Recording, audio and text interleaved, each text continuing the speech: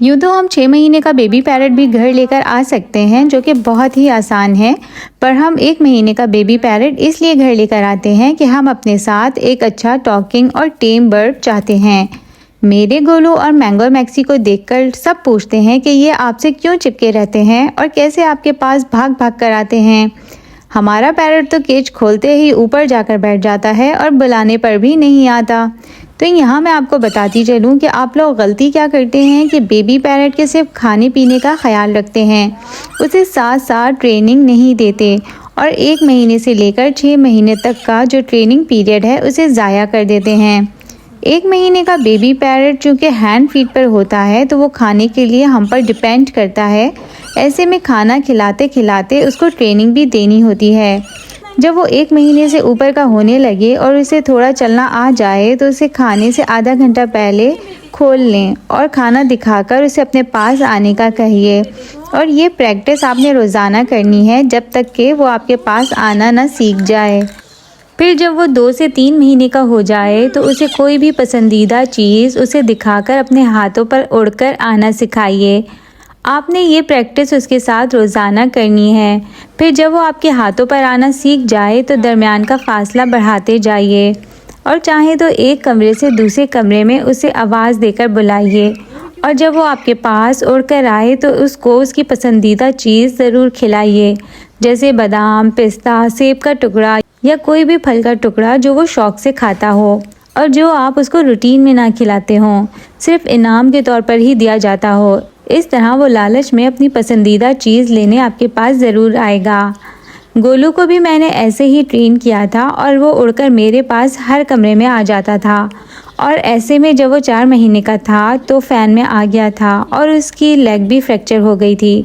इसलिए मैं चाहूँगी कि आप अपने पैरट को घर के अंदर उड़ने के बजाय चलना सिखाइए, जैसे मैंने मैंगो मैक्सी को चलना सिखाया है बजाय ज़्यादा उड़ने के। अच्छा, समझने की बात यह है कि 1 से 4 महीने तक का बेबी पैरट खाने के लिए हम पर डिपेंड करता है और खाना खाने के लिए हमारे पास चूँकि आ जाता है।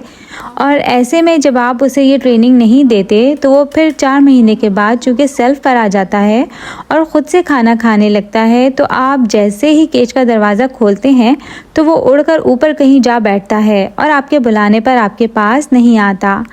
अब हम बात करते हैं, ये गलती तो हो गई, अब क्या करना चाहिए।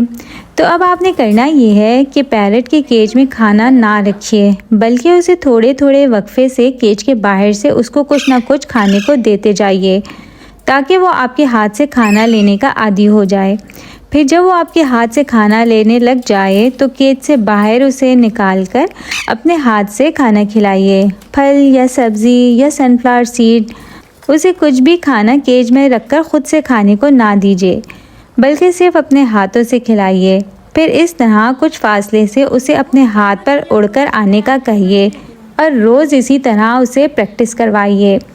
बेबी पैरट जल्दी सीख जाता है, जबकि 6 महीने से बड़े पैरट सीखने में थोड़ा ज़्यादा टाइम ले लेते हैं। इसलिए थोड़ा सब्र से काम लीजिए और रोज़ उसे इसी तरह प्रैक्टिस करवाइए।